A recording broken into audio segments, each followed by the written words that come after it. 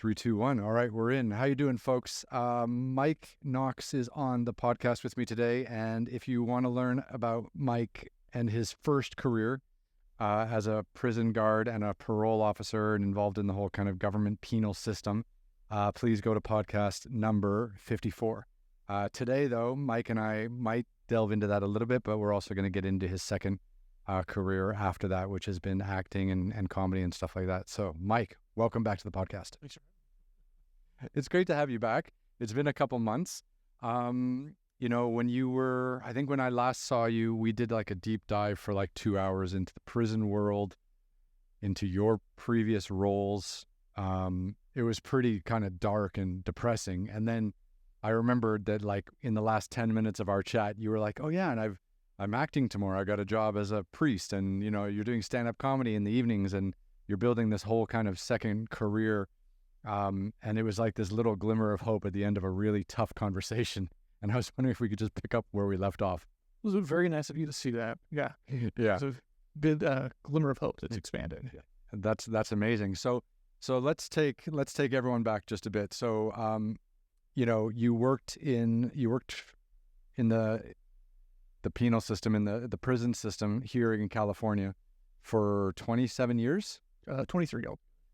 23 years. And you had a variety of roles. And basically, if you want to watch episode 54 of this, you will go into it deeply. But basically, you were just pretty depressed and pretty sad with the whole environment, the people, just the level of, like, I think at one stage you called it a cult. That whole environment was just toxic for you, and now you're much happier that you've gotten away from it.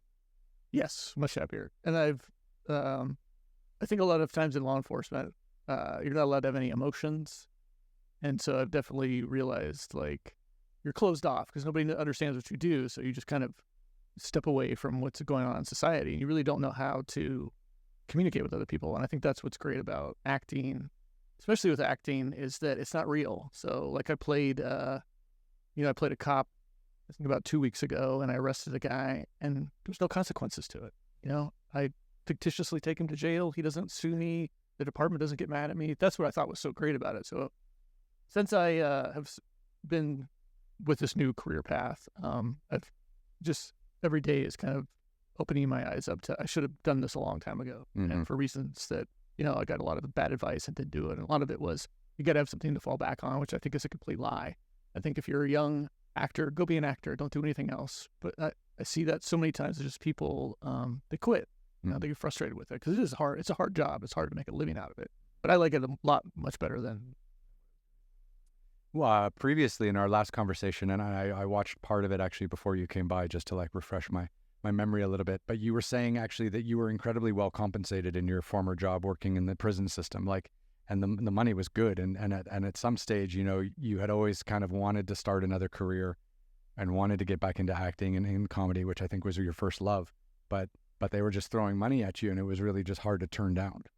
Yeah, it's hard. I see that a lot also when you kind of watch people, getting raided by the FBI, and the FBI is kind of, what they're doing is unethical, and you're thinking, why do they do it? And it really is these pensions, and people mentally think, I have to have this pension, I have to survive on this set amount of money. And what I did is, I was calculating it out, which a lot of people aren't doing, but I said, I can live off this set amount. I'm not wealthy in any way. I'm broke, but I'm happy. Mm-hmm. And I would rather be broke and happy than miserable and have money. Hopefully that'll change, but I am a lot happier than I was prior to this. And every day was just, how am I going to figure out financially how to get out of this? And that's what I did. It was just plotting, how can I retire? Mm-hmm. And I think the catch also is, I was doing a little bit of acting here and there, but you really can't, it's very hard to support yourself just solely acting, because you've got to be 24 hours a day. They'll call you and say, hey, you got to be on set within a couple hours. Hey, you got to drive here. This is a couple hours. Your job gets in the way of your acting, or your team.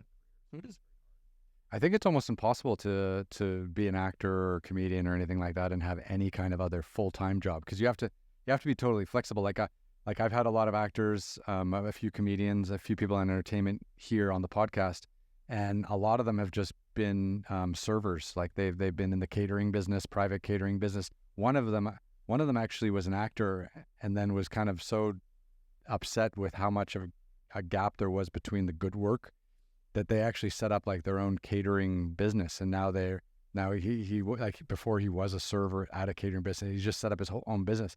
And he's making a ton of money doing that. Still trying to find time for acting, but it's funny how if you're not acting enough, everyone eventually kind of diversifies out of that some way, shape, or form. Well, because for me, I think, and a lot of people, it's mental. So if you get this great role and then you don't hear anything, and I think that's very hard. It was hard for me when I was younger. It's the failure and the rejection of you're not getting this job and then you're not hearing anything, and that's very hard because when you're in a 9-to-5 job, I mean, I think a lot of the office is negative, but you're at least hearing, hey, this is what you need to go do to make this money. And with acting, it's you show up, you do your job, and you leave, and then there's kind of nothing afterwards. I think that's very hard for people mentally to deal with. For sure, I think just the not knowing is the worst. I mean, at least like I played basketball my whole life, so at least when I got cut from a team, they would tell you right away. Like they didn't like wait 2 weeks and then no one would even mention anything, and then you hear from someone else that someone else got that job and you didn't, and then you don't even get any feedback as to why you didn't get the role. Like it's how hard would it be for the entertainment industry people just to be like a little bit nicer? Yeah, I just think that they're kind of all, the production is kind of all vying for their positions also. But I do agree with that. Just like last week I had 4 callbacks, but then you've got to, they'll say the call to Vail, are you available? But you got to plug in those days, so then you can't audition for other things that might be better. It always seems like something better comes up after you've said, yeah, I'll be available for those days. And then you just don't hear anything. And it's kind of like soul crushing because you've auditioned, you've gotten the callback, and then they're saying, hey, we're thinking about you for this date. And then you hear nothing. And then you just got to move on. I mean, at what stage would you just get so fed up with the whole process that you just audition for everything and say you're available for everything, and then just wait for a scheduling conflict, which probably won't even happen? But it does happen. And then you feel horrible because you're turning stuff down that you really wanted. Like there was a People magazine one, like I love that show, or about crime, but I had booked something else. So you really do. I mean, I'm writing this stuff down all the time, and it is a numbers game because you're just trying to put as many jobs, apply for as many jobs as you can, and then see, what you can take, and kind of moving up the ladder of, the beginning you're taking anything, because a lot of it is cheap, and a lot of, people are just trying to get in the film industry, so they're making films and they want to get the actor as cheap as possible.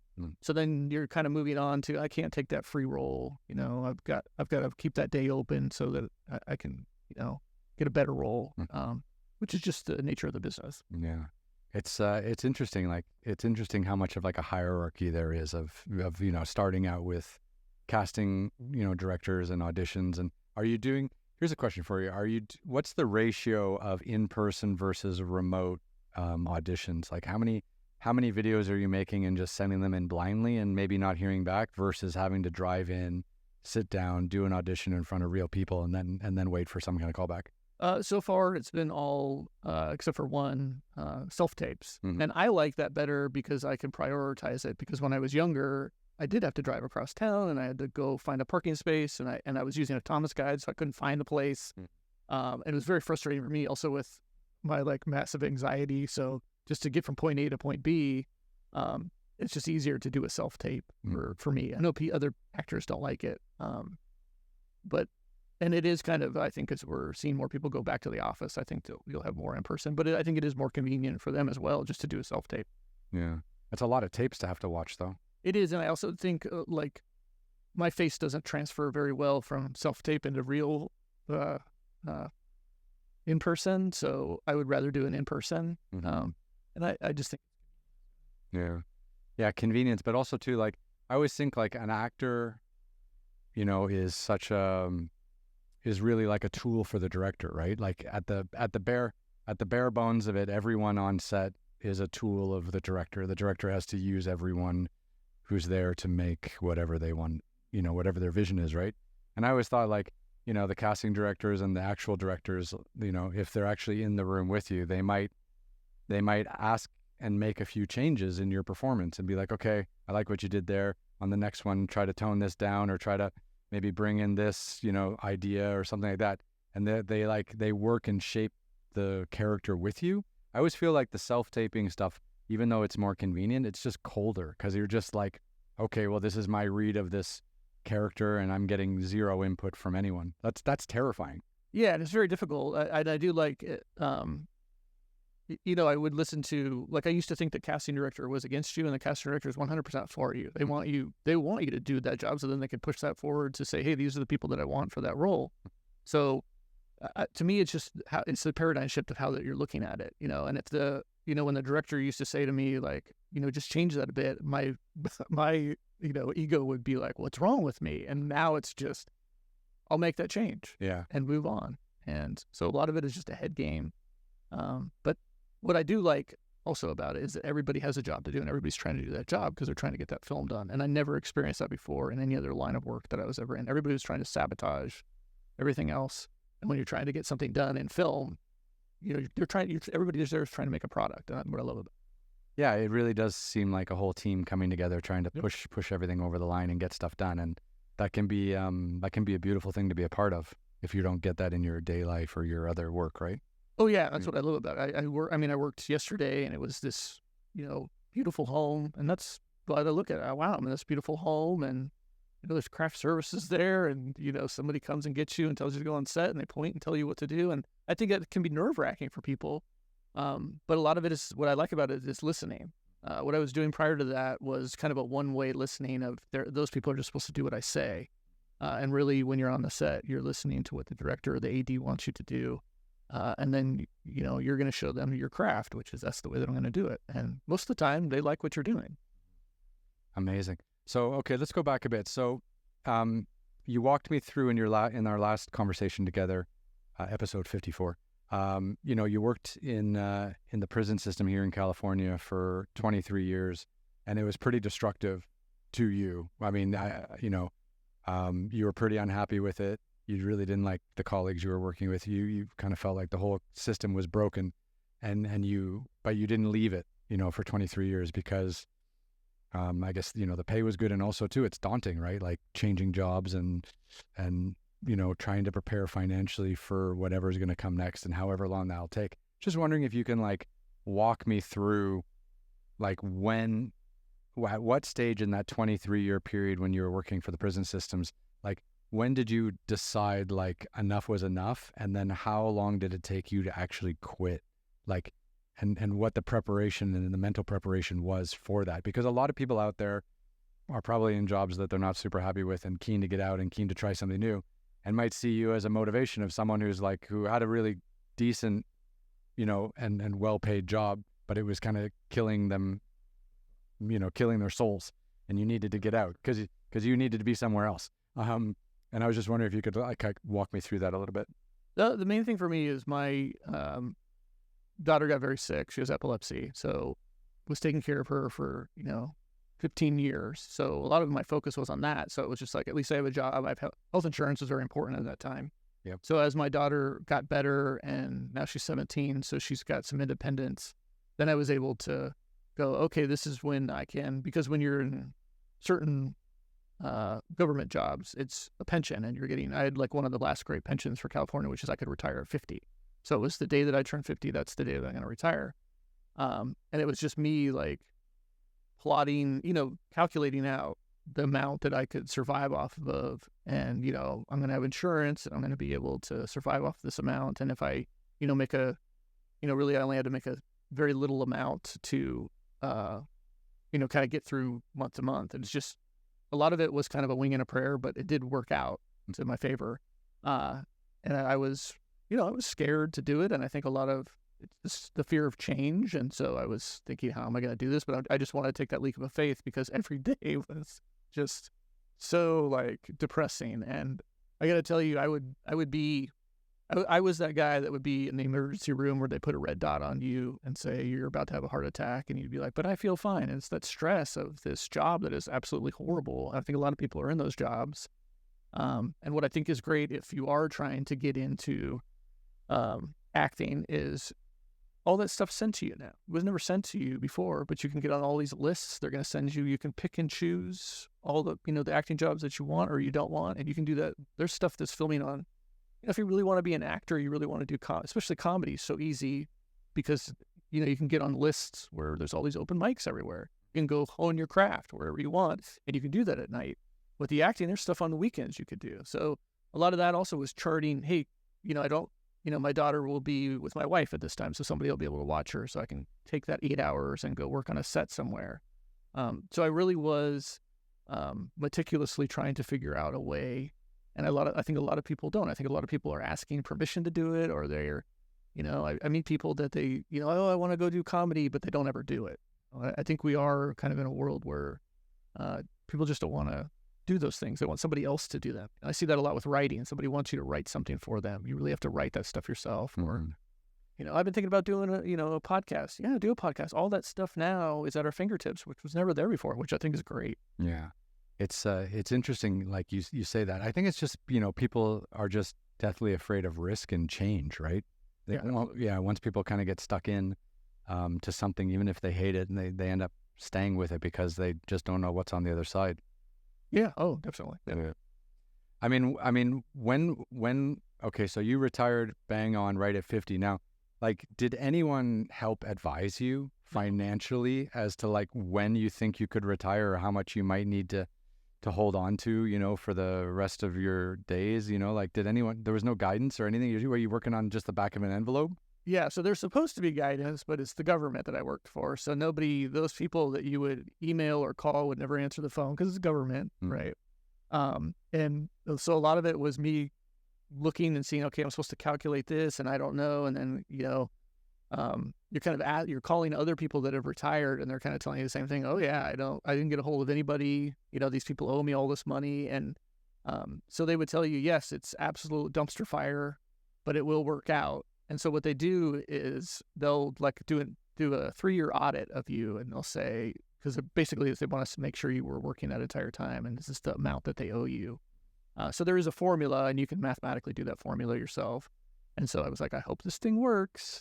And so it really wasn't until I'd say about a month after I retired that, then you're, because they'll cancel everything. So then your insurance kind of pops up again. Your dental, your vision, your medical, and then you're kind of waiting for that check to show up, and then that finally shows up. You go, okay, well, my calculations were right. Because there are people that they'll just leave and not fill out any forms because they're thinking that's the government's going to take care of me. They said they've been telling me these last 20 years they're going to take care of me. So you have to, if you're in a government job, have to do your due diligence to get out of there. Wow. That's terrifying. Oh, yeah. Well, it was. I was at, I went to go turn in on my equipment. Nobody's there. I said, hey, I got to turn my equipment. That's not my job. 45 minutes later, it was her job. Yeah. It's just everybody, they're just so ingrained of not doing their job. It's just almost comical. Yeah.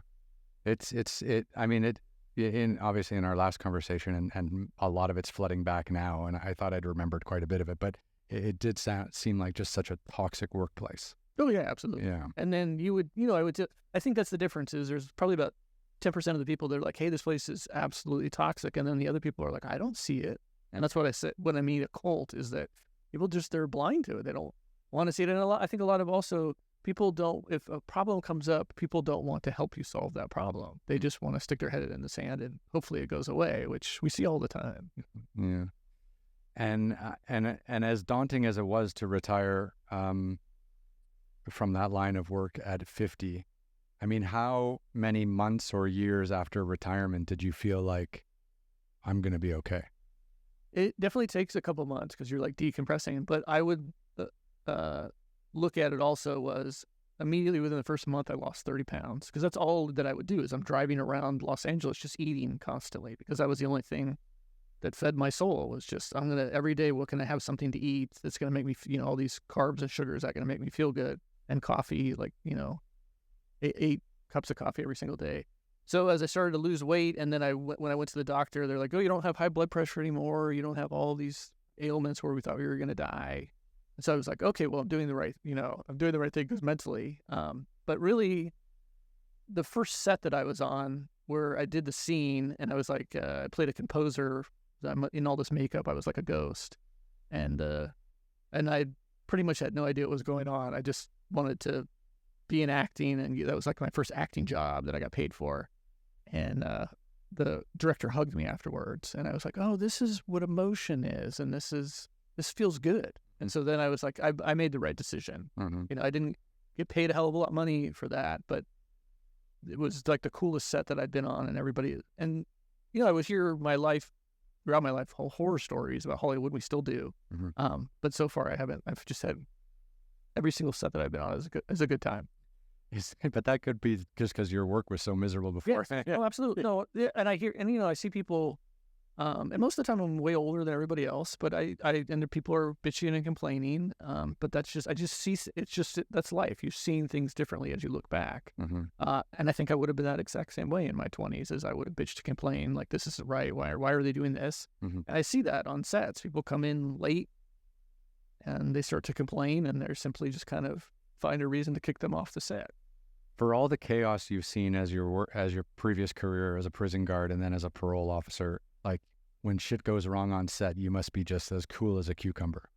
Yeah, because it's not real. But it's not also. It's like all those things can be remedied. It's like what I learned. I am thankful those horrible places that I worked, because I always learned there was a third option to everything.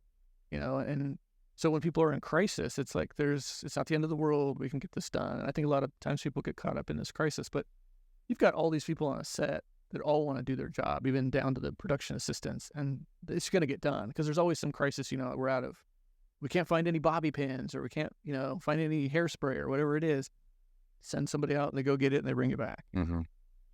And life goes on. Yeah. Now, when you were thinking about changing jobs or changing careers and quitting the prison service and retiring at 50, like, how supportive were your friends and family at that stage? Like, did they know your current job was killing you, or were they just kind of like, ooh, whatever's going to happen next is going to be tough? Yeah, I don't think anybody really cared. Because I think when you're young and you're first starting out, I think there's a lot of people that are telling you the wrong information. And I think a lot of it's jealousy, like they're older and they don't really want you to succeed. Well, no one wants you to be free. Right. So, as I would tell people now, and especially my mind frame has changed, as long as you are able to explain yourself, the first thing I hear from people, they're not even in the industry, but they're like, you need an agent. No, you don't. You can do all that stuff yourself. Mm-hmm. Well, you need to be in a union. No, you don't. You can do all this stuff. They actually want you. There's tons of jobs that you don't have to be in a union. So just people don't know, but they always want to tell you something negative to kind of. I really do think there's so many people that want to kind of crush your dreams. Yeah. And I've just seen that for so long that I kind of just embraced the failure of it. And okay, Well, no one wants you to be a successful actor. That's the truth. Yeah. And nobody also, nobody ever asked me about my jobs before, but it's suddenly now they know everything about the job, even though they've never worked that job in acting or comedy, but they, seem to get kind of angry about it. Mm-hmm. Because they watch Entertainment Tonight every day? Yeah, whatever it is, something, but it's like they know more. They seem to, and it's not everybody, but they seem to know more about your job that you're already doing, and I find that kind of odd, because if you tell somebody you're an attorney, really they're never asking you like where you went to law school or what kind of law that you're doing, or, oh, I know what goes on in your law firm. It's just like, oh, you're a lawyer, but it's kind of that anything in the entertainment field, I think a lot of it is LA, but people kind of want to put you down for it. It's kind of that's like this snicker of, well, what, I haven't seen you in anything. Mm-hmm. Yeah, a lot of stuff gets cut out. A lot of stuff never gets made. I mean, right. You make a lot of stuff. They'll make a couple of commercials at the same time, and they'll never get sold, so you'll never see them. But what do I care? I get paid, so. It's interesting. I think it is an LA thing, because I think at some stage everyone here has flirted with being in the entertainment industry, and then everyone here is in a different cycle or a different timeline of being washed out of that industry, right? Like, you're just starting in, right? Other people are in their 30s and they were child actors and they were hugely successful and they've been washed out by their 30s. And I feel like it's just this constant cycle of pulling people in and kicking people out. And it just depends on like where you enter the conversation and where you are in your own career. It about how much bitterness or how much jealousy or how much whatever you face when you just want to have conversations about how much you love your job. Yeah, I definitely, there is so much bitterness too, because it is kind of like a race, but you really, what's interesting about that job is anybody can move forward or move backwards. And to me, it's a long game. You stay in the game for a long amount of time, you're going to get there. And, I was taking a commercial class that I thought was a great class, and then I got a job. I got a dog food commercial. So I missed a class. And when I came back, a couple of students were asking me, well, how did you do that? And I said, well, I got the listing from Casting Network. I don't like that website. Mm-hmm. Okay, but that's where I got it from. Yeah. Well, it never works for me. Well, I mean, do you have an account? No, I don't, but I don't like it. And so everybody's kind of got it's the ego is kind of in the way of a lot of thinking. And I think if you kind of just let that go, things will work out for you. Yeah. I mean, at the end of the day, like, it doesn't matter what level you're at, just being a working actor must be amazing. Because For me, it is. Yeah. Because, I mean, as long as you're working and you have a place to go every day and you're being paid for your time, I mean, that's got to be wonderful, because every day is kind of a different experience. Every day is different people. If you're assuming you're on different projects every day, or you're doing, one day at a time, or you're working for a month straight on one project. I mean, it's just got to be lovely being around that many kind of positive people with that much positive energy. Yeah, and it was a lot of it is me working on myself, because I have such horrible anxiety and I have a lot of agoraphobia. So I started out like, I'm going to force myself to go. And as I've been forcing myself to go, because everything's new every single time. Mm-hmm. Very rarely is it you're seeing the same people or it's the same set. And so like I would have horrible anxiety just trying to figure out how to get from point A to point B. Mm-hmm. Am I going to find that? Am I going to find the right parking to get there? So I really started out thinking, I'm going to be working on myself first.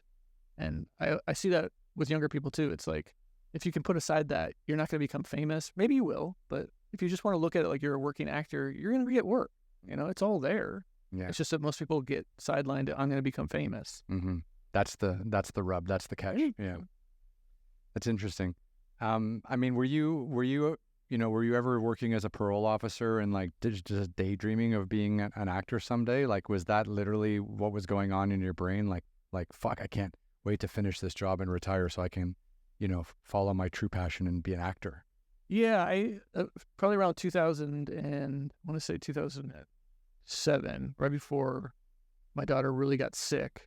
I was at the Ice House at the Comedy Store. I was doing comedy pretty much every night, and doing what I wanted to do. And that really my daughter's sickness sidelined everything, because she, at the age of 2, flatlined.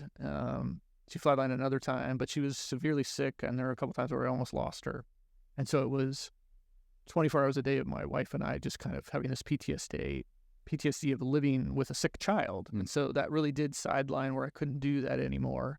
And I certainly couldn't go out on auditions. And so I had to set all that aside. I was thinking about it, but my focus for, 15 years just became keeping my child alive, basically.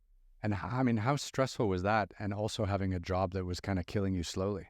Yeah, it was horrible. It was horrible, but at the same time, it was like every single day was, okay, this is what I can focus on, which I think is also kept me going as well, because if you're just, it was extremely hard to just be sitting there waiting for, because a lot of times my daughter's seizures were at night, so it would be my wife and I taking turns kind of waiting up all night long for my daughter to have a seizure. And so kind of going to work or doing something else kind of kept your mind off it for a couple of hours until you were back into it, because it's just, I meet so many families that have sick kids, and just to, 24 hours a day, that's all you're talking about. And then you're in all these kind of groups, and all these groups are online, and they're kind of all bickering with each other. And to me, it just became so exhausting, because you've got to have some sort of rest away from, my child. I just want my child to be a kid. Mm-hmm.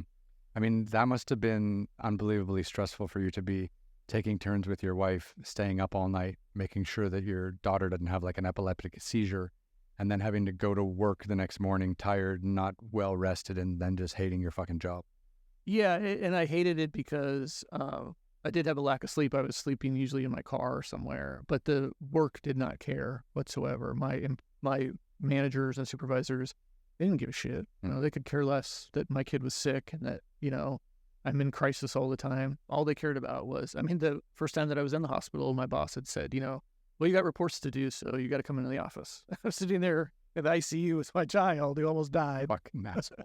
So I really did.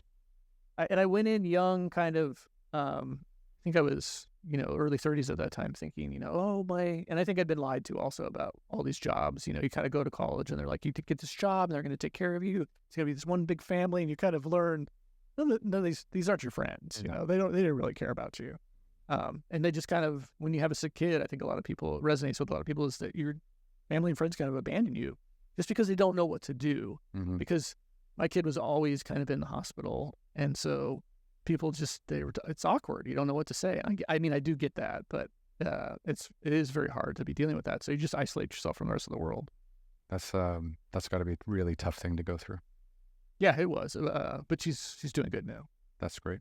So what was it about stand-up comedy that drew you early to that art form? I mean, when did you mentioned before your daughter got sick, you were doing, open mics and stuff like that. So, I mean, when did that begin in your world, and why were you kind of pulled into that space? I had this, and I think a lot of people get into, a lot of comedy is the tragedy of a lot of things. Yeah. And I think a lot of people get into comedy too, where people are like, oh, you're funny, and so you want to see if you can do it. So I used to open in Santa Barbara for this band. But what I didn't realize is music and comedy they don't mix together. So you got to stay away from opening for bands. Good career note. And so I didn't do it for quite a few years. And so then I was like, now I have time to do it, and I'll start doing it again. Cause it's a lot of time. It's a lot of, it's a lot of hanging out, you're there, but it's also hanging out afterwards. Mm-hmm. And it's a nice little community too, right? Like it's, they watch you go up and perform, you watch them go up and perform. Like, it's a quite little. I mean, that's just what I've seen. Talking to other comedians and stuff like that. Like there's like a real camaraderie to it.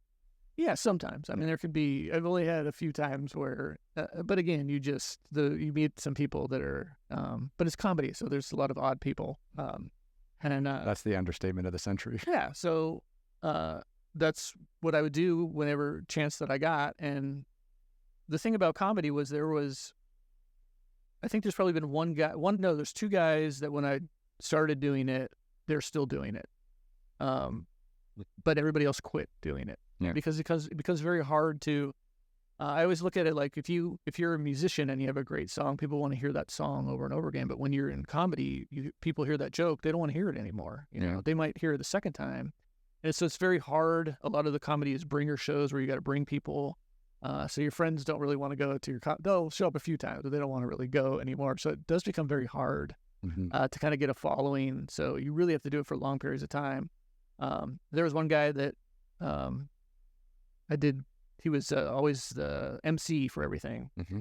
And I think that's really a good route to go. And he stuck with it for a long time, and he's a regular at the Laugh Factory, and I see him.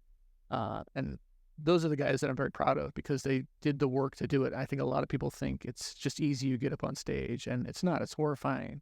It's a lot of work. You got to write. Yes, you got to keep writing jokes and keep doing more and more. Yeah. And how much of it did you? I mean, what attracted you to that art form? Like, did you like the writing? Did you like the performing? Did you like being up in front of a crowd? Like, because you could have. I mean, in those days you could have acted, right? But instead, maybe you were in your early days you were focused maybe more on comedy. I just think I didn't know, like in the early days of me acting, it was you did need an agent. You needed to find somebody that would get you that work because you couldn't find it. Now you can find it all, on the internet. Mm-hmm. And so comedy, you could just have your own material, get up there and do it, and get off stage.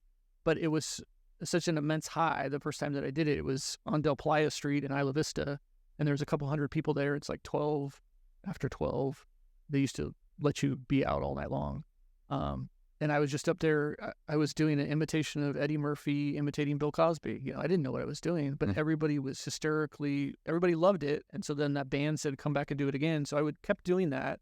And you get a response, from the crowd, then you know what it is that works. Mm-hmm. So you just keep doing it. Instantaneous. Yeah. And I always think that your first time up there, people are always rooting for you because they know that it's going to be comedy. So I think your first time always goes well because you have so much adrenaline going through you. It's when you start to bomb that's when you're like, I don't know if I'm good at that. You start self-deprecating and thinking that you can't do it anymore. And that's what you got. You got to go work through that darkness and work through. And that's what I kind of learned was just embrace the bombing. You hear about people getting heckled.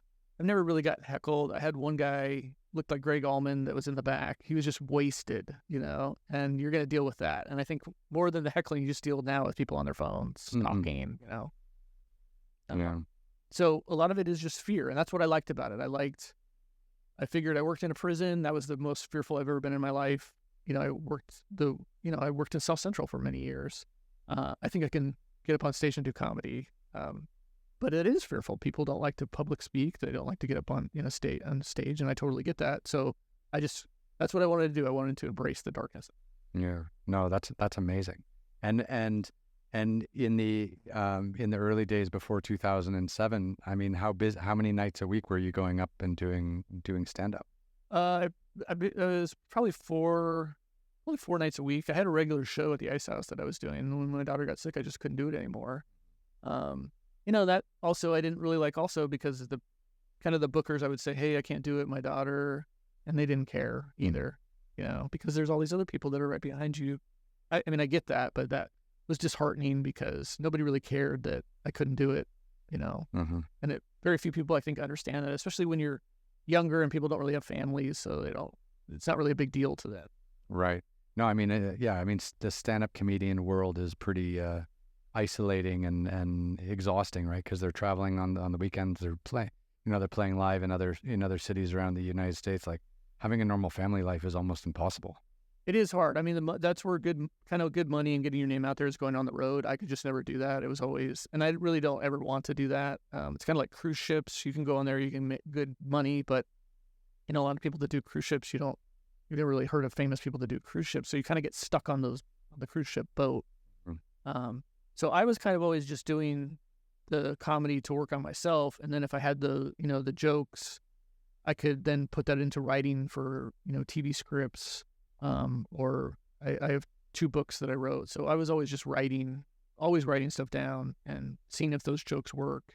And even if they don't work, you keep that; it might work for something else. So I just think if you try to cover every aspect, you're going to do okay. And in comedy, you've got to keep writing, because I would meet so many people that they had their first 5 minutes, which is really only 4 minutes if you're getting that 1 minute of laugh, but they could never get past that. And then those people quit because they couldn't really think of anything else to do.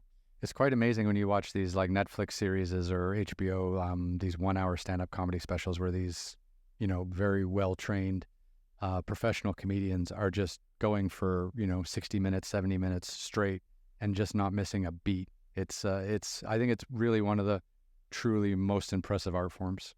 Yeah, and it's I'll meet people that they can riff and do stuff, but really what it comes down to is you're practicing all the time, and that was something that I never really saw when I was younger. I was like, oh, they're just getting up there and talking.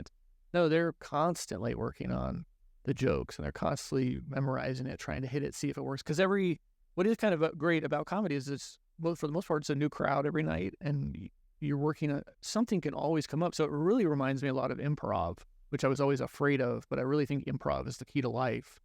Because that's what it is. You're going out there, you're doing your improv, and then you're leaving it behind, and you're not kind of, obsessing about it, which I would do, if I didn't do well. But you just kind of leave it, you move on, you go to the next one. And how much of your like stand-up set, like if you had to go up for 10 minutes, how much of it would be improvising? None of it, because I couldn't. You see a lot of comedians now that want to crowd work. Mm-hmm.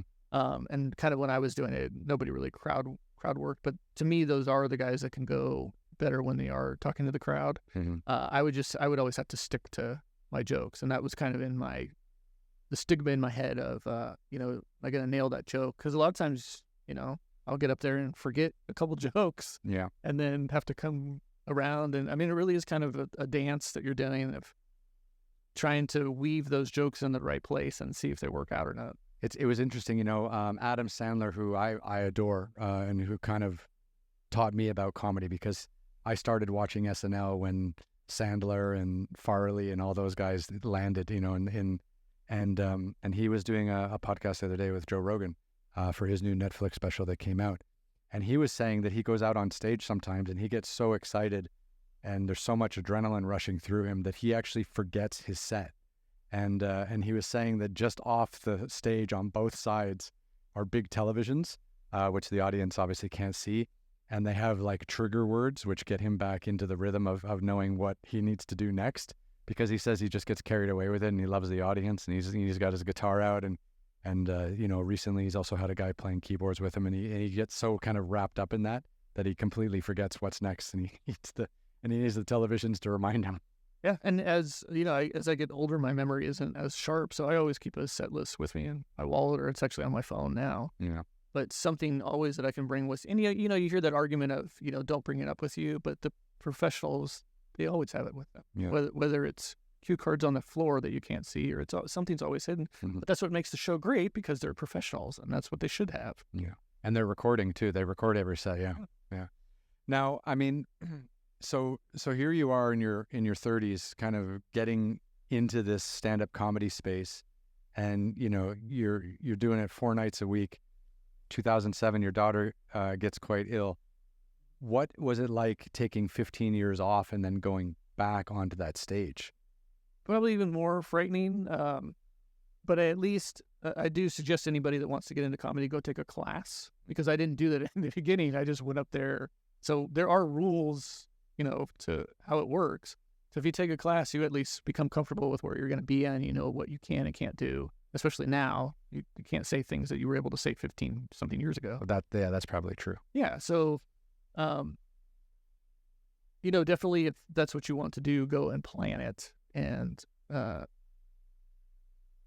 think things are going to be a little easier if you have a plan, whereas you're not just up there winging it and, thinking it's going to work out, because there's a lot of stuff that can go wrong. Like, probably one of the things that I always remember is I was at the comedy store, and the girl before me played like music, and then that music went off during my set, and then I'd like, what am I supposed to do? There's this music blaring over me, and then I like saw her afterwards, and I was telling her, because she left and went and got a drink, and I'm like, your CD played, and she was like, well, that's not my problem, and I'm like, I know, I thought it was funny. I was telling you that I thought, so I always go in thinking something is going to go horribly wrong. Right.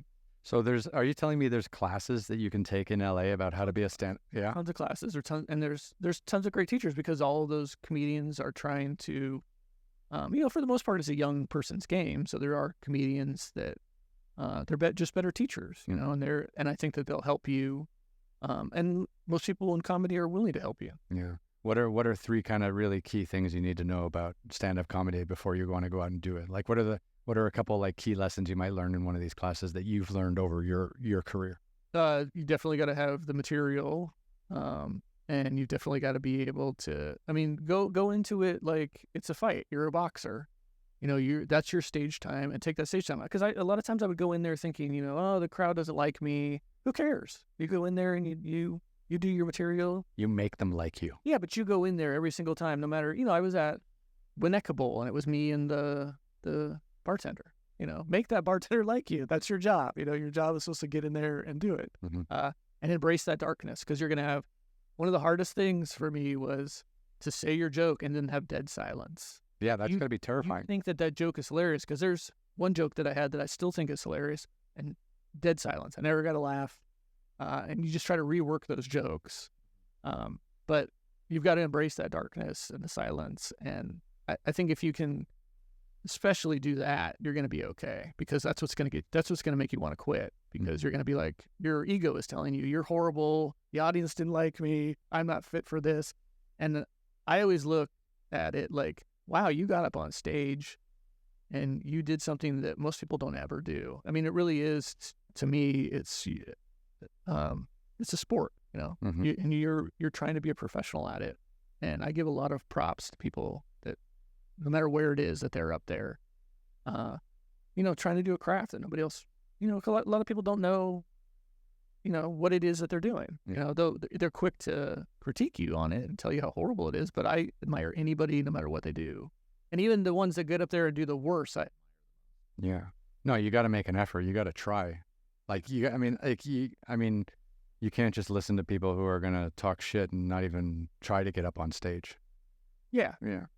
I also think we're kind of in a society now where it's, I find it funny that people are going to comedy stores then to heckle the guy that they paid to go see, which I don't quite get. But, I think a lot of it is just people they kind of have the keyboard warriors where they think, it's acceptable for them to, if you go to a comedy place, be respectful. The comedian's up there giving their heart. That's basically they're giving their heart away to you.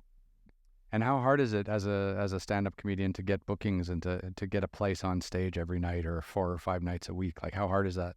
It's not hard if you're willing to do it, because a lot of them will do like lotteries. So you show up at, say, the Comedy Store, they call it potluck, and you put in your name in the bucket. It's just a lot of waiting around. So for me as an older person, I just don't want to wait around. Like that's how contests are. It's like, it's great. You can say that you won this contest, but you're going to be there all night long till 2 or 3 in the morning. And there's going to be people that are dropping in that weren't supposed to be there in the first place. And if you got something to do, to me, it's irritating. But there's all these places. And then what's great is you can go on Instagram and you can pay $5 to do 5 minutes or $10 to do 10 minutes.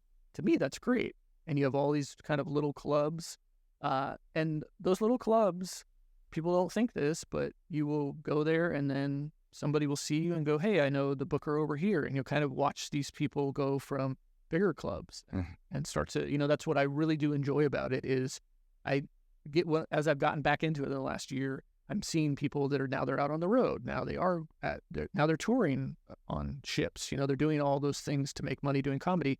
And if you can make money doing comedy, that's pretty awesome. Yeah. I mean, I think that's literally living the dream, right? Yeah. I mean, what's it? So coming back into this space after 15 years out of it, I mean, how has it changed? I mean, I guess there's a lot of topics you can't talk about anymore. Society has moved on. I guess before you could make jokes about certain various people that you can't make jokes about anymore. But what else has kind of changed around the comedy space the most in the last 15 years? I mean, would it be like technology? Because I mean, like think about it. Like 15 years ago, what would that be like? Like the iPhone barely came out, right? I mean, like and there was almost no social media. I mean, that has really completely taken off. So you have people now that are considered comedians that have never gone on stage. You have people that they're basically influencers, or their comedy is on YouTube. They're making money. I was on a great show the other day, Rhett and Link, and they've got 18. I mean, it's mind blowing to me because they had 18 million followers, and they're doing a show on YouTube, and they're doing the show themselves. They don't need, that's what's changed. You don't need these studios anymore.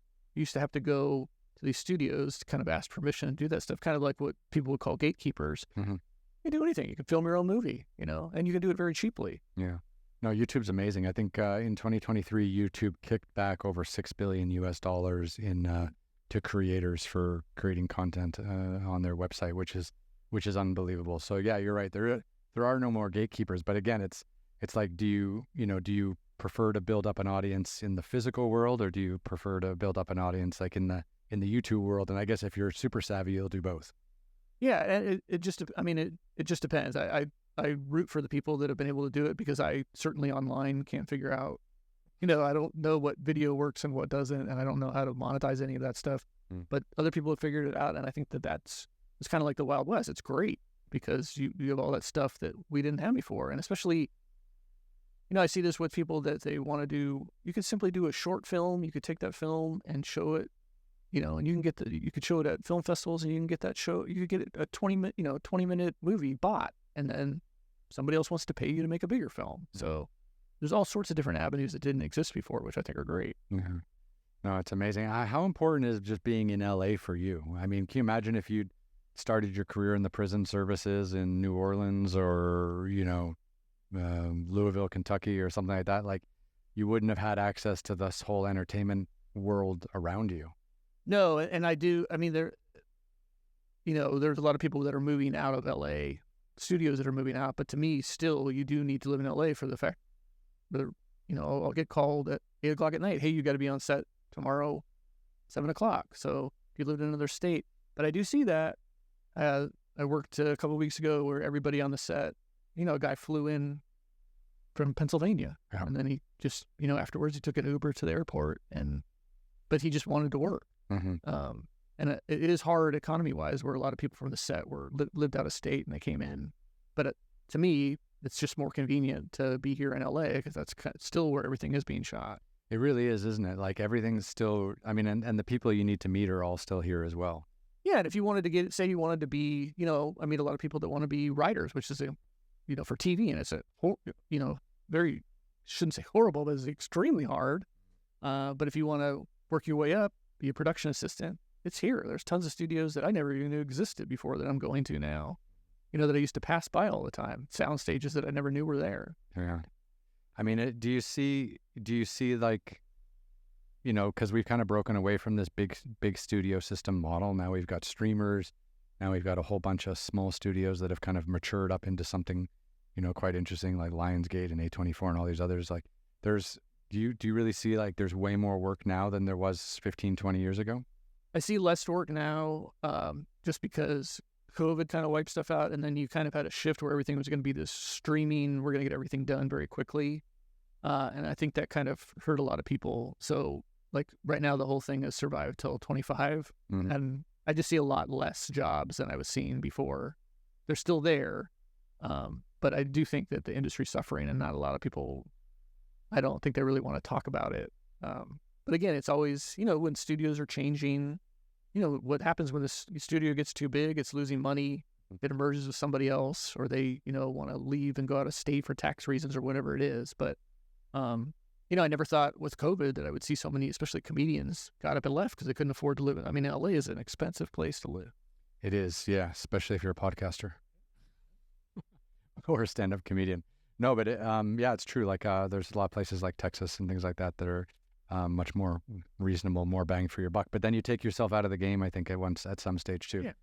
Yeah. Unless you're big enough that you can take your whole ecosystem with you to like Joe Rogan or people like that who took their comedy and then also took their podcast or took their whole world, and set up in a different place, and they didn't really miss a beat.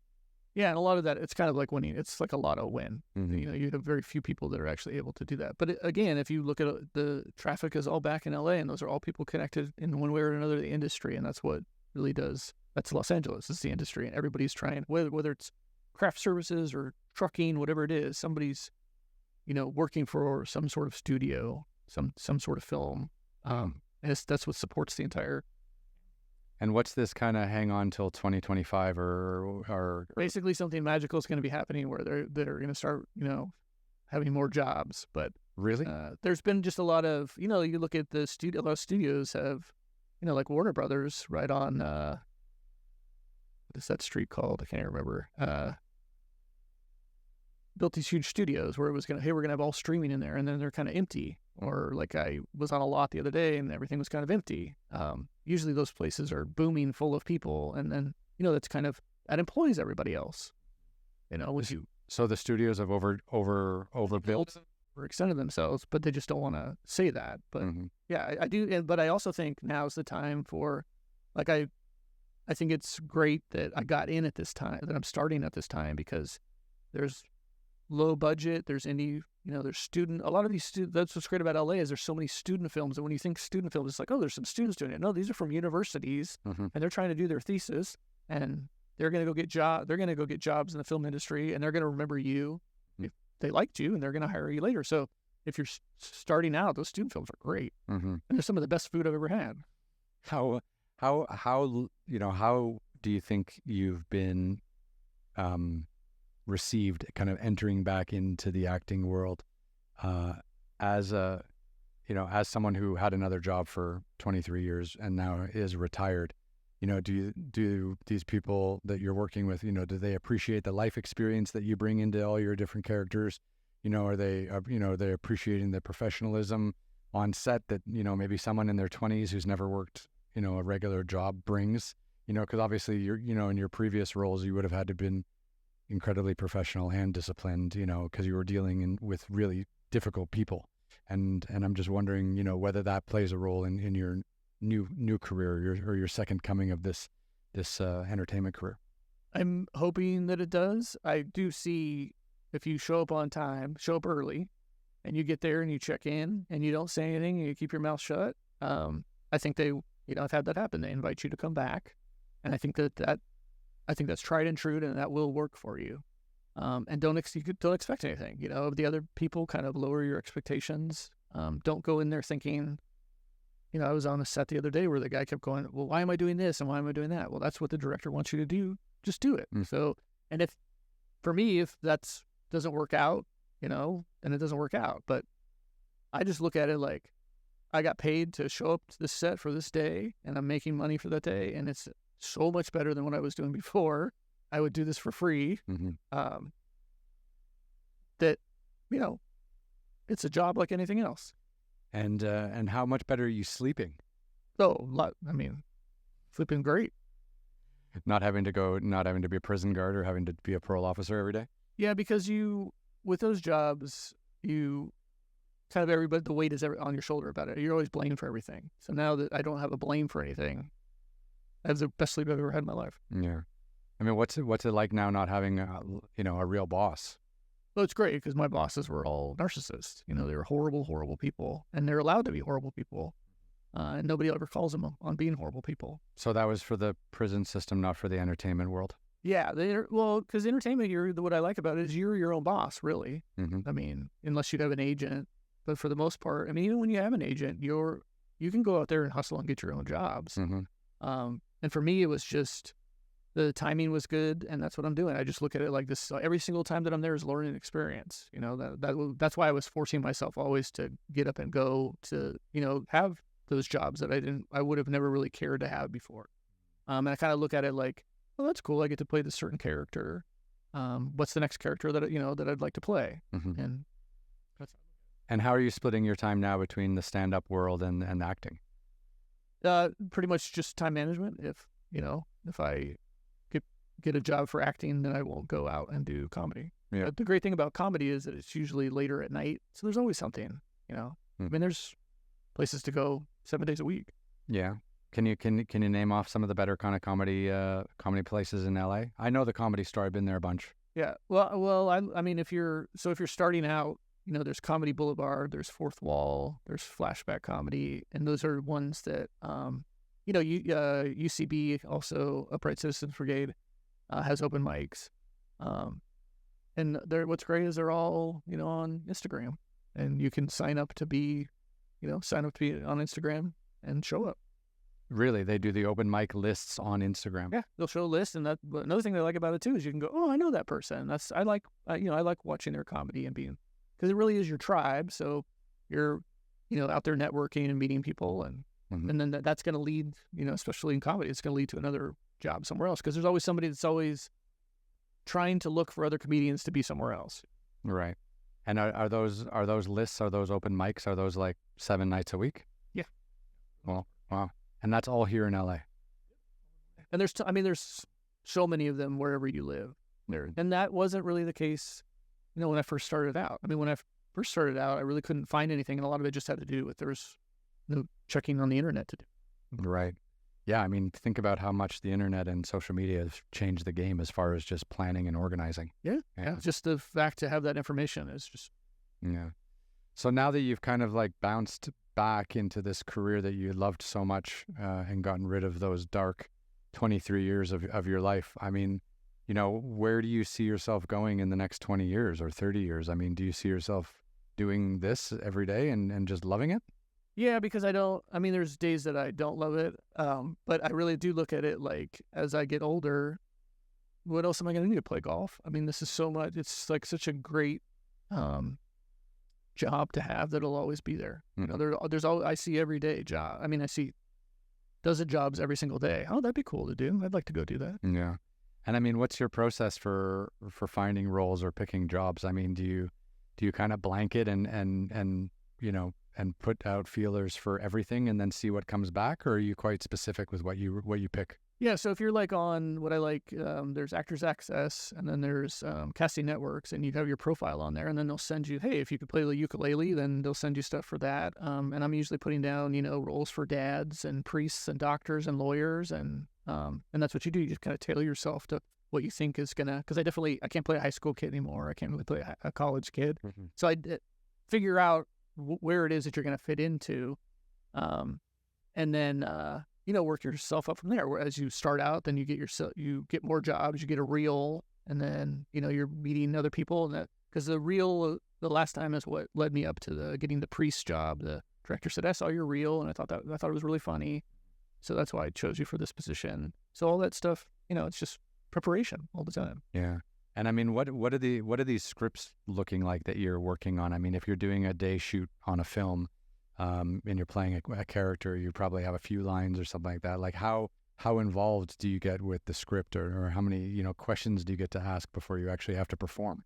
So most of the time, it's improv. It's showing up, and one of my early on ones was, you're a doctor, don't worry, there's no dialogue. And I get there, it's in North Hollywood. It's it looked like the set of ER, or Grey's Anatomy.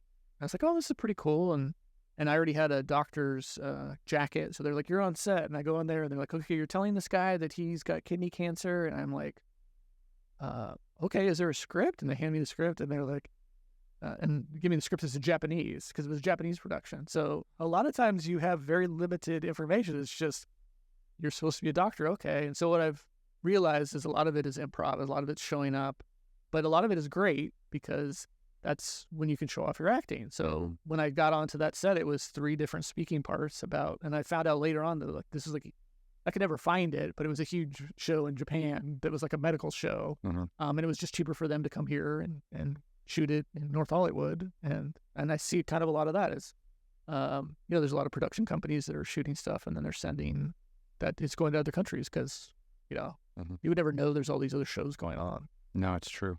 It's pretty funny that because you mentioned earlier that you suffer from anxiety, and I would have to think that going to a film set or a television set, not really knowing your character, not really knowing the lines, and just showing up and being like, okay, whatever is going to happen, I'm game. Like, that's got to be terrifying. It is horrifying, but I'm getting used to it. And I always think about that first time that I walked onto a prison yard, where that was like the scary, like most I've ever, like my whole body shut down, which is kind of like being on the first film set. It's an outer body experience, but I find myself getting more comfortable. And I knew that. I knew if you force yourself to do that, you're going to get more comfortable. Now, that doesn't mean, I did a commercial where they told me there was not going to be any dialogue, and there was a couple pages of dialogue. Pages. And I just freaked out because it was my ego. And I'm like, you shouldn't be here. You kind of cut off more than you can chew. It was kind of a good amount of money that I got for this commercial, and I just went through it, and I regretted it because I thought I did horribly, but I got paid. Nothing was ever said, and I moved on to the next project.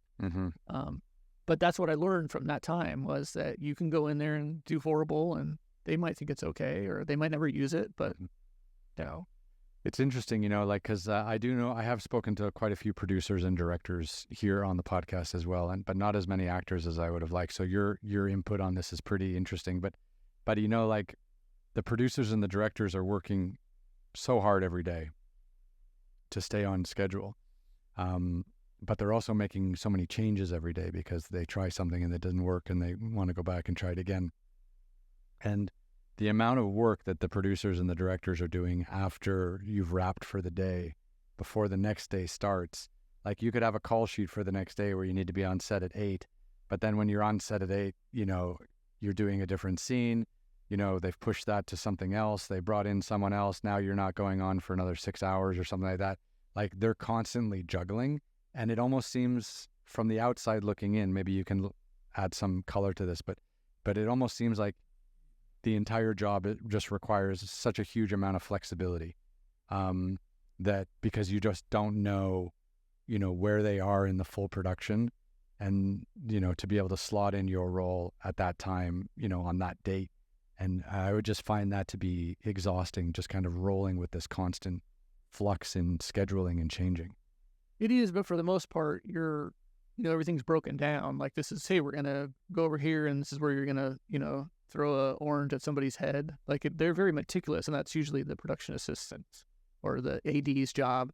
So they're constantly going over that. So when the director does come in, at least everything's kind of buttoned down to it. I think a lot of the, off the set is all the kind of mayhem that's going on because, people don't show up, or, they can't get the wardrobe the right way or whatever. A lot of times I'll say, what is this you want me to, wear to wardrobe? Then we got it covered, and you show up and they didn't have it covered. Yeah. They don't have anything, but I just happen to bring it with me. That's what I've learned from. Well, you're a big guy. Like, you're like 6'5", 6'5"? Yes, I'm way too big to be in acting, and I hear that all the time. Yeah. And they don't like, so I'll be doing a scene and somebody will be on, they call it an apple box, but somebody's standing up trying to. Yeah. But there's no way wardrobe has like shoes that fit you. Most of the time they do with the shoes for some reason, but like I showed up and they're like, did you bring the suit? And I did bring a suit, and I'm like, I did it. You didn't tell me to bring one, but I just, you kind of look at what I do like about that also is they give you a breakdown of everything, so you can kind of figure it out. Like, we did like a 1930s, so I at least had 1930s clothing that I brought with me, and then the wardrobe guy was like, oh, thank goodness that you brought this. Well, yeah. That's crazy that they would leave stuff to like that last minute. And a lot of them do, and I just think that that's why people fall into those certain positions. It's like PR people are usually neurotic people that don't really ever get anything done. From what I see with PR people, so those are people that kind of fall into the same. I think a lot of people fall into jobs that they're not really supposed to be doing very good at. And so you kind of see that on sets. There's people that are really good at that area, and there's ones that aren't. But for the most part, so far everything's been great. Now, what was it? I mean, you kind of retired and then tried to start your career back up again, or you have started your career back up again, but you've chosen to do it after COVID and with these writer strikes and these actor strikes. I mean, how hard has it been to navigate this space kind of coming out of COVID and then also with the strikes that we've seen in Hollywood? It's extremely hard. It's just that I think from having a career, I think it would be a lot different if I didn't have a career before, because it's the hustle. It's you get out there and you hustle. And, one of my acting coaches, he put it, he was a child actor, and he put it so great. He said, you're always working. That's what you want to do, is just always be working. So it doesn't matter what it is that you're doing, and I do hear this from other actors that are successful. It's like they would be working for free if they weren't getting paid. And I think that's the key to it. If it's something you love, you're going to continue to do it. I was in a position for so long where it was a place that I loathed to be. I mean, I physically hated to be there. I just love being on a movie set. Like when I one time went to Warner Brothers, I just loved being, that's really, that's the house from, it was a Christmas Vacation. That's the stuff, it was stuff that I already loved, all that stuff, all locations and stuff. So I'm just happy to be there. I haven't done the Warner Brothers tour yet. It's a good tour. Yeah. I did Universal Studios. So that's not bad. I think I did Universal Studios as a kid, like 40 years ago, but they still had the shark from Jaws then. Yeah, they still have it. And it's great. I'm not a Harry Potter fan, but the castle at Universal Studios is like mind blowing. Have you been to, when was the last time you were at Universal? Did you see the whole Nintendo thing? So there was a Nintendo movie like a year and a half ago or whatever that made like $1 billion. And within like a week, Universal Studios put up this whole like Nintendo world. And they've got actually it's a pretty cool ride where you go through and you actually shoot in one of those little mushroom things and you're going through the tunnels and stuff. It's pretty fun. I think they were just getting that done when I was there, yeah. Because I also like they have a full-on Simpsons. Yes, yeah. The Simpsons one is good too. So I mean, where do you stand? You're working a couple of days a week. You're back doing stand-up comedy. Are you positive about the trajectory you're heading, the way the career is going, or are you just taking it day by day and just loving being on a set on any given day? Yeah, basically just loving that I don't have to work where I was working before. And I'm still, I still drive my daughter to school, and there's still issues with my daughter.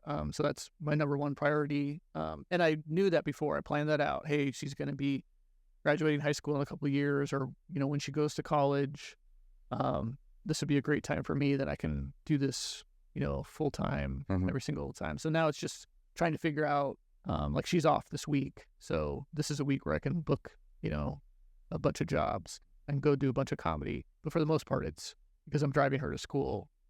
She's the first priority, but that's going to end in about a year and a half. So yeah, that's another thing that I battle in my head about, where I think a lot of actors do this too, is you want to give up and then you'll get a job and you'll be like, okay, I can do this for another couple of weeks. And that's just a struggle.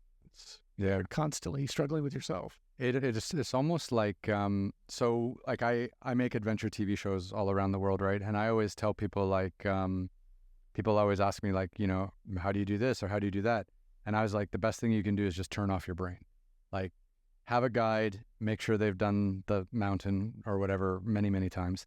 Follow in their footsteps, take all the safety precautions, but then just turn off your brain and just follow, and it almost sounds a little bit like what you're going through as well. It's like, don't think beyond this job today, just get out there, make sure everyone, likes what you're doing, make sure you're respectful and you're on time and you do, you stand where you're supposed to stand, you do what you're supposed to have done. And then, the next day is the next day. Like, you're not thinking about being famous. You're not thinking about summiting the mountain when you're already at base camp. You just one step at a time, turn off the brain, turn off the ego, and just one step at a time. And it sounds very familiar to what you're going through now almost. Do you see that similarity? Oh yeah. Well, something that helped me deal with, cause I'm not, I don't think life is all that great. Yeah. I mean, I tell other people that, they look at me strange, but as I get older, it's not all that great, but there is greatness to it. So I just take it day by day. Today could be a great day, could be a bad day. Yeah. But that's all you can do is control the day. I think you get caught up when you're looking weeks or months in advance. Mm-hmm. And then things aren't happening fast enough. Yeah. Especially in this industry, things are very, very slow, and you're getting a lot of, it's not that you're getting lied to, it's just a lot of empty promises. And I think that's very hard, especially when you're meeting a manager, or, you're having meetings with people that are like, you're great, they're feeding your ego, they're telling you they want to sign you, and then you hear nothing. And again, you can do all this stuff yourself, which I think is great. So if you yourself get out there and hustle, it's you're going to have better mental health than waiting for somebody to do it for you. Yeah. It's funny. Like, I was, the most efficient I have ever been in my career for making my television shows was when I was pretty much able to financially take myself out of the TV world. So I had some corporate partners, and I had a lot of speaking engagements and stuff like that. So I was able to funnel money in from other work into my TV shows. And I was able to make them at a rate that was pretty spectacular, I thought, because I didn't have to wait for the yeses. I didn't have to wait for the nos. I didn't have to wait for these empty promises. I was just able to go into production. And I had a group of guys with me at the time, my crew, incredible, cameramen and stuff like that. But I was able to just pull myself out of that whole network and that whole system. And then I was able to sell the shows afterwards, and they did well, and it was great. But that sitting around waiting for the yes and the no, and the when's the money going to come, and when's the schedule going to be confirmed, and all this stuff, it's soul destroying, waiting for those people to make all those decisions and stuff like that. I couldn't stand it. Oh yeah. And it's amazing. And then for me, it was always hard, especially when I was younger. I think a lot of times, like, you're hearing your parents, like my mom will be, like, I haven't seen you in anything. And it's just like, you probably aren't going to see me in anything. I don't know what to tell you. There's so many of the I don't know what to tell you answers, because you are waiting on all these other people. And a lot of the stuff that I've done, never seen any of it. I don't think I ever will. I mean, would you ever try improv? Like, would you be interested in directing someday? I know you're writing for your comedy, and you've maybe dabbled in some script. Like, would you ever consider doing writing as well? Oh yeah. I mean, I've always written. It's just, to me, writing has always been the hardest. Like, I got very close to selling something. And when I was doing that, it was about the time that my daughter got sick, and it was comedy shows. So I was having a lot of great meetings, but I really realized those places didn't have any money at the time, and they were just having meetings to have meetings. And so it really is hard to get anything original sold. And a lot of that also has to do with, you have executives, or you have people that are in these positions that they don't want to take a chance on you because you're unknown. And again, that goes back to, you can have your own you get your own following. There was I can't remember her name, but she was always doing impressions of her mother on Instagram, and that got her an agent, and I've been seeing her on TV and commercials and stuff like that. And that is my best advice to people, is you go out and you shoot your own. I see so many people that are afraid to shoot their own videos because they're going to be embarrassed.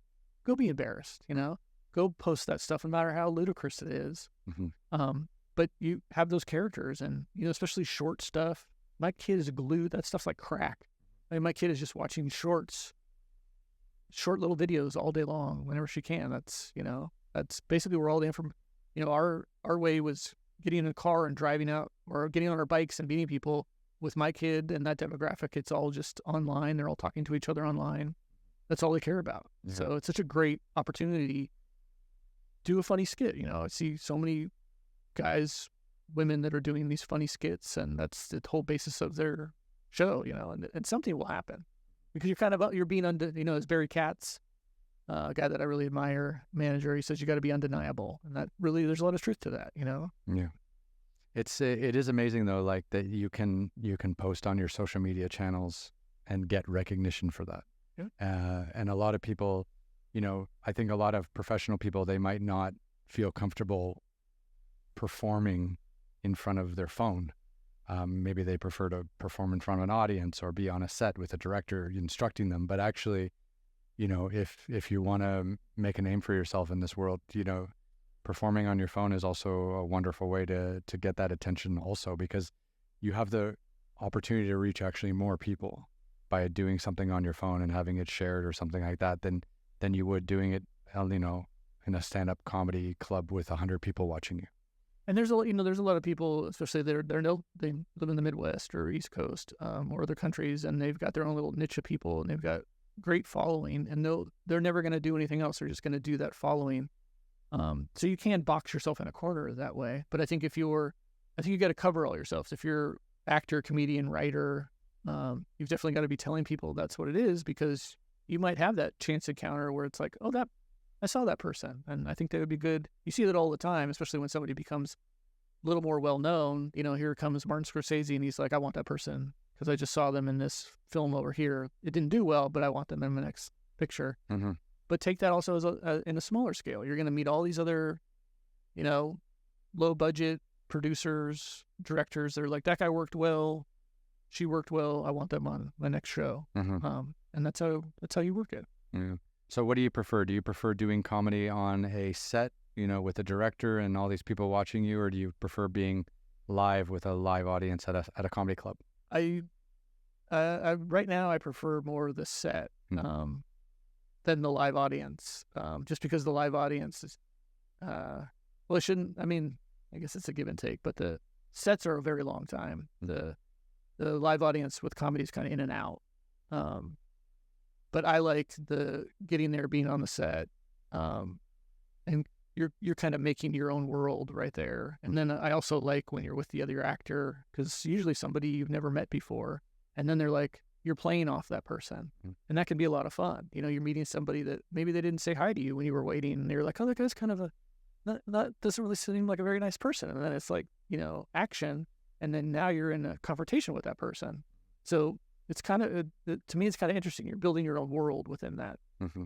And which do you find more stressful, or more, which one do you feel feeds your anxiety a little bit more, being on stage live or being on a set? They both do. I just have horrible, horrible anxiety. I'm working on it. But how do you cope with that? Forcing myself to. I hear this from other people too. It's like I'll be sitting in the car right before and obsessing. I don't want to go in. I don't want to go out. And then they'll go in and they'll get the role. And I'm just taking it very, kind of like baby steps and trying to get over, okay, now I'm fine. I know these people don't. I used to think like, oh, they don't want me there. I'm horrible. So I've kind of gotten rid of that. I'll go in there. And that's like imposter syndrome, right? Yeah. Where I don't belong here. And a lot of that has to do with my childhood and my upbringing. And I just don't really have that anymore. And when, that's what I was saying before, if somebody comes at you, well, I didn't see you on TV, and as long as you have an answer to it, you're going to feel a lot better about yourself. Well, yeah, a lot of stuff doesn't get sold, so you probably never see me on TV. Yeah. I just didn't have answers for that when I was younger. Mm-hmm. So that way it's communicating. It's gotten easier for me to communicate how I feel about the situation, because I used to, especially when I was doing comedy, I had to stop doing this, but it was like, okay, I got to go, because I couldn't deal with being in kind of large crowds or the kind of talking afterwards or hanging out afterwards. And I just had to realize that there's other people that they don't feel the same way that I do. So, and I just look at it like it's a learning experience. But I started out doing that because I knew I've got this agoraphobia and this horrible anxiety, and I want to do something about it, because life's short. And I think I would be worse off if I never kind of looking back and having a regret of I could have done that, but I didn't do it. So I would much rather be doing all of this and fail miserably, because I was always taught, don't do it. If you're going to fail, don't do it at all. Don't even try, for so many years. And That's such bad advice. Horrible advice. But I didn't hear anything else. And a lot of it was just me not hearing it. But I really do embrace that failure and fail. Nothing was succeeded without failure. I mean, failure is great. I always say failure is the only time you ever learn anything, right? Because when it's just easy street all the time, you don't learn shit. Like you're just rolling and rolling and rolling and things are good. But it's only when you fail or when things go sideways that you're like, okay, now I need to actually think about what's going on here and make some adjustments and get back on track. But when things are going great all the time, you don't learn anything. No, and I always, I used to like with the jobs, I would be like, I want to play the cool guy. I always had it in my head when I was younger because that's the easy route. Play the horrible monster. That's hard. To actually have a role that you're not comfortable with. That's hard. And so that's how I've changed, where I want to go after the things that make me uncomfortable and put myself in situations that make me uncomfortable. And I learned so much more by putting myself in those situations.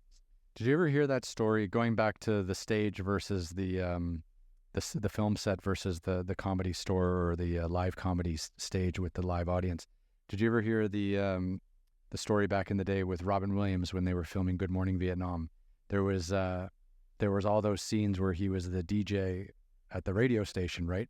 And some of those riffs that he did were just fucking phenomenal and will live on forever. But a lot of that was improv. And apparently they had done and they'd finished the entire movie. And he watched it and he wasn't happy with those takes that he did. And they went back into the studio, did it again. But instead of him doing those riffs and that improv with the mic in that radio studio, they actually brought in a live audience. And he was able to play off of the live audience with his improv, and it completely dramatically changed the whole movie and the quality of those radio scenes, which are the gold standard of film comedy, right? He was brilliant in that movie. But I love the fact that you took a stand-up comedian, put him into a film, and then in order for him to do improv on the film set, he needed to bring in a live audience so that he could see them laughing and play off them and see what they liked and see what they didn't. And he was pushing their buttons and they were giving him the feedback. And I always found that completely fascinating. Yeah, and there is a lot with stand-up comedy, which is another great thing. It's such a huge adrenaline rush and high when you get that audience to laugh. Mm-hmm. And especially when they're laughing at things that you just didn't think were funny at all. And you get that reaction out of hundreds of people. Mm-hmm. It's the greatest feeling ever. Yeah. Who are your comedy heroes?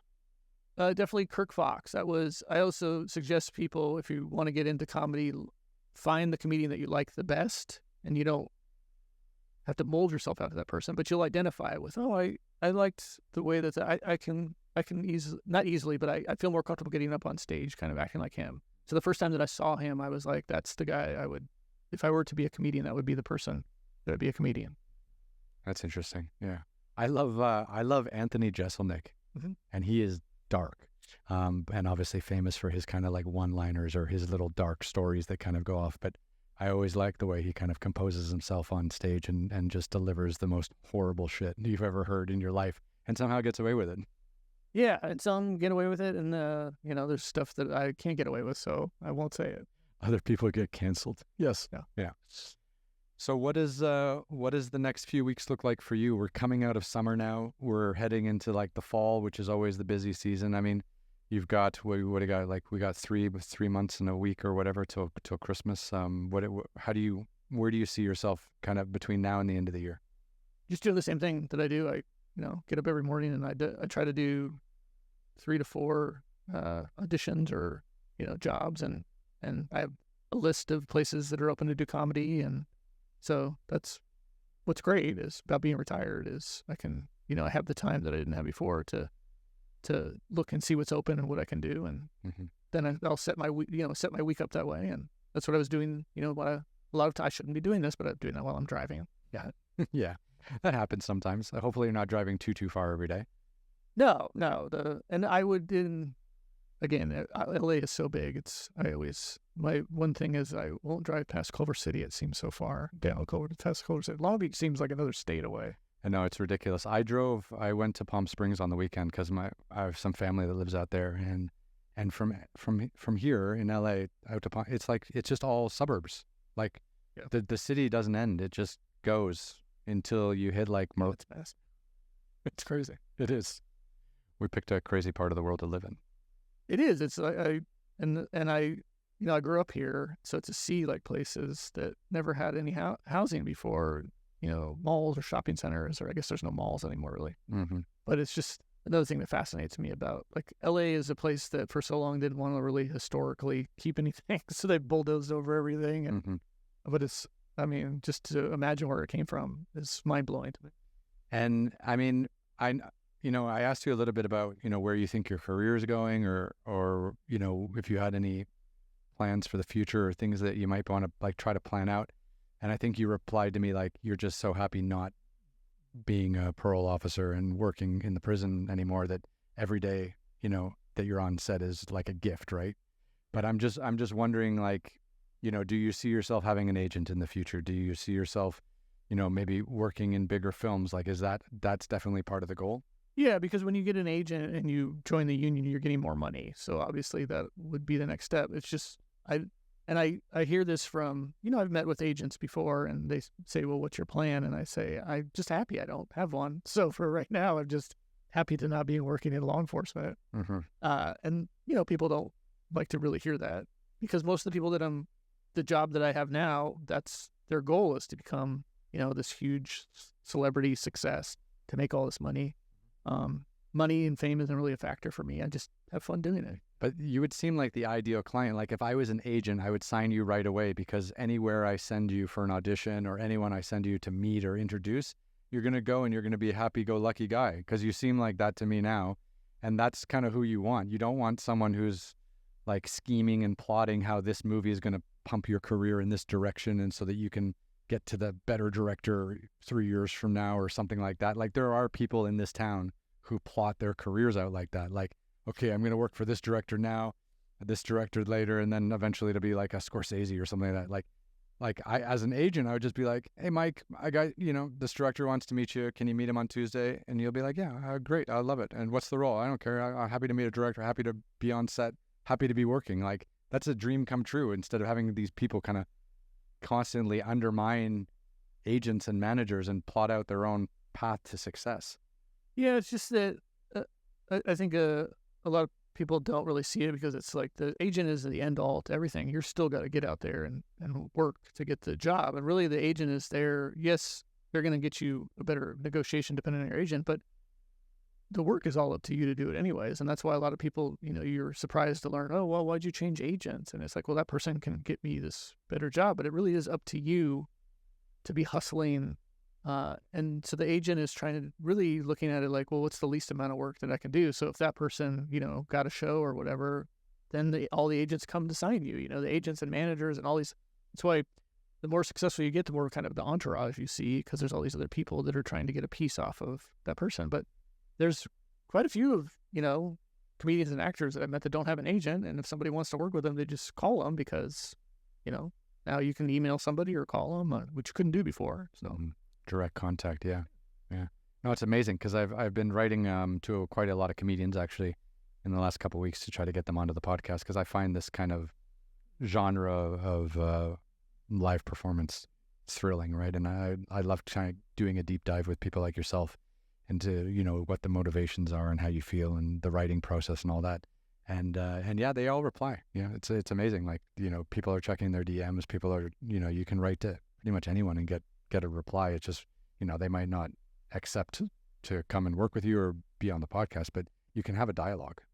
Yeah, and a lot of times, I look at it like, because I'll do the same thing. I'll contact podcasts, and they simply, I'm not famous, so they don't want me on there. But some of the times, they just never saw the message before. Mm-hmm. So I really do look at it like you've got to ask, and you've got to be putting yourself out there, and you can't get your feelings hurt if that person, because there's probably 5 or 6, other podcasts that I'm like, oh, I'd be good for those. I never get a reply from it. And again, it's the numbers game of, whether or not they see value in what you, want to say. That's ridiculous. I think that it is, but I mean, you can have a good conversation with anyone if you're good at talking and you're good at listening. Yeah.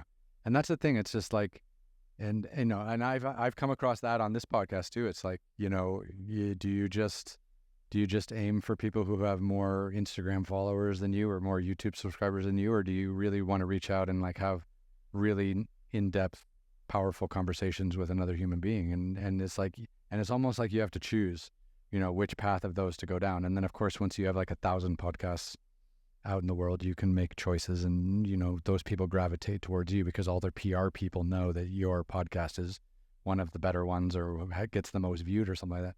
But if you're just starting out, why would you not want to? I mean, I think your story is probably one of the better ones that of all the people I've had on this podcast, because you've gone through such a transformation.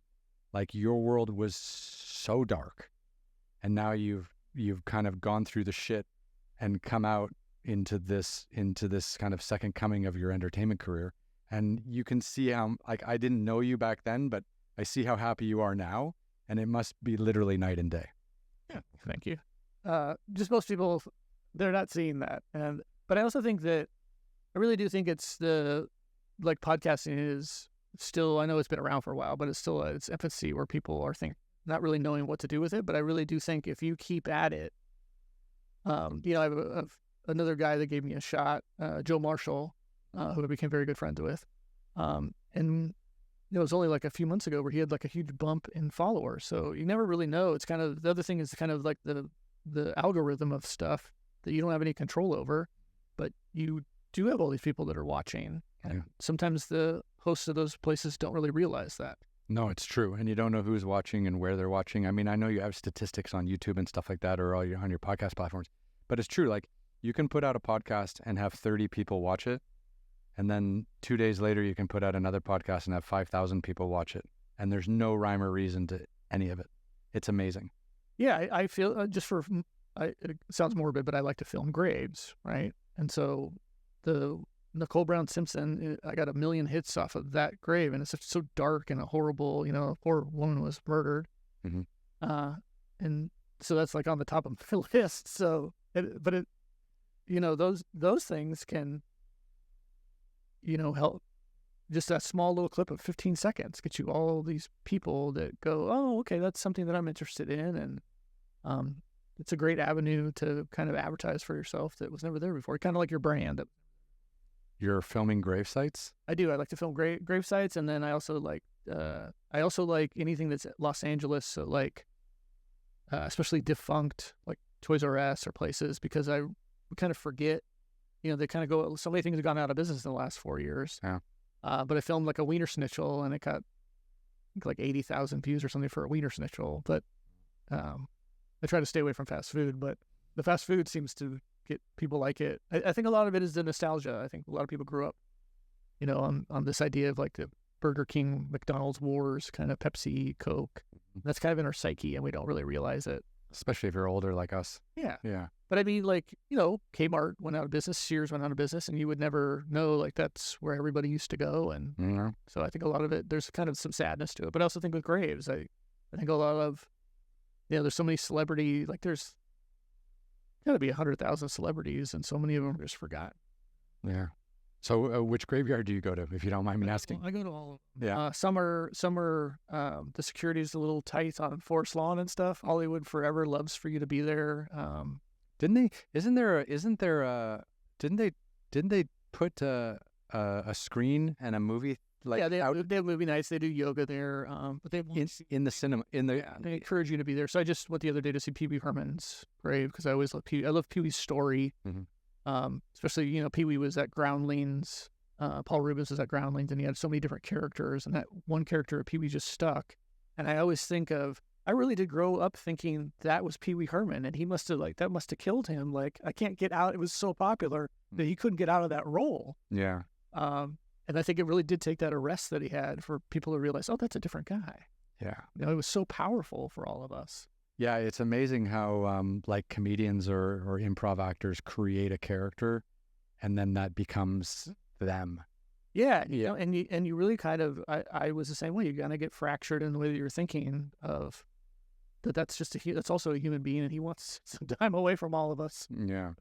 It's it would be terrible to like create an alter ego and then be trapped in it for like 30 years. It would for me. It would also be like Burt Reynolds was another one that's right next to Pee Wee. Mm-hmm. Kind of can't get away from just people hounding you all the time. To me, that would. No, it's interesting. Like there's another great story with Jim Carrey, right? And he was doing stand-up comedy here in LA for quite a while before he launched his film career. But he was saying that he created this persona on stage as a stand-up comedian, and that persona later became Ace Ventura: Pet Detective. So he created this real asshole character where like he's going to do all the talking and not really listen, and it's just basically a one-way conversation, and he's going to be very flippant and very a lot of physicality to him and stuff like that. And he was like, if it wasn't for the Comedy Store and doing that character 4 or 5 nights a week in LA, he wouldn't have been ready to go in and pull off Ace Ventura. And at the time, he didn't even really realize that was his Ace Ventura character. He just kind of like read the script later and was like, oh, I know this guy. I mean, how crazy is that? Yeah, a lot of it's that preparation, Yeah. and meeting that timing. You think about Chris Farley, and you always thought, always doing those characters. No, that was just himself. Like doing push-ups in front of people, it was just because he was dealing with his anxiety about being in crowds, and he'd always run into, if he was at Letterman, he'd run into the set, and it was just because they were like, he's got all this energy and he's going to use it. And his Matt Foley character was part of his dad, and then a guidance counselor. But who would have ever thought that would be, such a huge character? And that's what you're taught that in improv all the time. Come up with your characters and kind of mold it around it. And that's what your improvers are doing. They live in a van down by the river. How iconic was that? Yeah, now everybody wants to live in a van down by the river. Hashtag van life. And these people don't even know who Chris Farley was. Anything else that you want to talk about today? Is anything else kind of up and coming that you want to chat about, or anything that we haven't talked about that you want to address?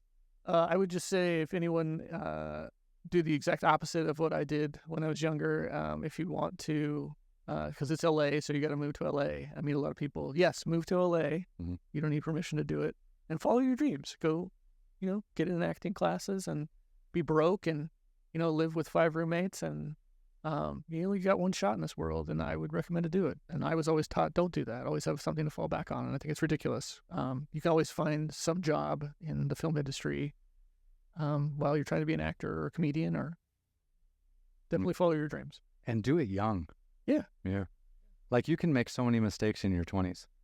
Yeah, definitely, because as you get married, I think what I never knew was I got married, had a child, then you have all these other dynamics of a family, and I had so much free time in my 20s that I never even realized, which usually occupied heavy drinking. But definitely your 20s, or always, if you can, get your parents to be driving you around, because the earlier you start doing that, the better of a chance that you have. Yeah, it's funny, like I speak at a lot of schools and universities and stuff like that, and I find the opposite to be true. Like, I find that people in their 20s are paralyzed at taking risks in their 20s, or they're really way more afraid of failure than they should be. And I think a lot of this is pressure that their parents put on them and stuff like that. But also too, they're looking at like how expensive everything is, how expensive society is, inflation. Like, prices never go down; they only ever go up. And they're thinking like, wow, I got to come out in my 20s and get a job right away to be part of this rat race before I get left behind. But actually, like, you can go traveling for a few years and find yourself. You can come to LA and live like a bohemian artist and try things and figure out who you really are and what you really want. And I feel like, because everything in our world has become kind of so expensive and so difficult, that people are now kind of giving up on that path. And I hope that doesn't, I hope that, what if someday, like, there aren't enough actors or there aren't enough artists because, those jobs don't pay enough right away, and people aren't willing to go through the few years it takes to build up your career to get to a place where you can make a livable wage or whatever. If they're just avoiding that altogether to be doctors or lawyers, or, where they have a guaranteed income, but maybe a little bit less, satisfaction, that would be terrible. Yeah. One of the best, and do your homework. You know, one of the best books I ever read was Jamie Kennedy's book. I think it's called Wannabe, but he talks about go get a job, go get fired. You're going to get unemployment. You're going to get that for a couple of years, and then you can be an actor and you're getting paid. And I was like, that is a brilliant idea that most people don't ever think about. But there's always so many opportunities now. And I just didn't have them because I didn't have Google. I couldn't Google those questions. Mm-hmm. You know, I knew how to go travel when I was younger. I knew how to waste my money, but I didn't really have a plan of how I could be an actor or a comedian. And definitely if I had those resources at the time, it would have been a lot easier. And I really do believe now is the time where you have all that. And I think we all get that from, you know, my dad used to tell me writing was a waste of time. And it was years later that I found out that that's what he wanted to be and just never said anything about it and never told me. Okay, shit. So I think if there are family and friends really do drag us down, and we're just not supposed to talk about that. Yeah. No, I remember when I moved to China when I was 22, kind of like on a whim, just because I needed to get out of Dodge and like find a different headspace. And it was pretty amazing, like how many people around me thought that was a terrible idea. And it changed my whole life for the better. Yeah. When I was in my early 20s, I went to a friend said, hey, we're going to go to Belgium. And it was the greatest experience of my life. But everybody told me, don't, you got a job and you're in school, don't do it. And I left all that behind and I went and did it. And I would have never done, you know, I have no time to do it now, but I would have never done it then. Mm-hmm. But when you do that, you realize there's this whole other world and whole other societies that you kind of get caught up in that you never really, oh, they're doing things that way. Oh, that seems a lot easier than the way that we do things. And they don't, especially when you get out of LA, you realize there's people that don't care what's going on in the film industry, you know? Yeah. It doesn't revolve around their life. It's nice though to travel and I think it really puts everything that happens here in a lot better perspective. And I also too feel like you also understand yourself a little bit better and how you're going to fit into whatever your next step is going to be. Yeah. I mean, I think you really find your independence and like I still have vivid memories of like, oh, this is a place that I could find a cheap place here. I really liked Belgium at the time, kind of went all over Europe, but I liked Belgium the most and it was relatively inexpensive. I could see myself living here, you know, and that's what travel is. You're finding places, I could totally live here, that you never thought was possible. Kind of like finding new characters to play. Excellent. Well, look, boss, thank you very much for coming back into the studio and having a second podcast with me. And I really liked this podcast mood was much happier than the last one. Yeah, nobody likes prison. No one, even the guy who's working there. Excellent. And we'll pop back up here so everyone can see we're in the same room. Great to see you again, Mike. Thank you for swinging by. Thanks for having me. Beautiful.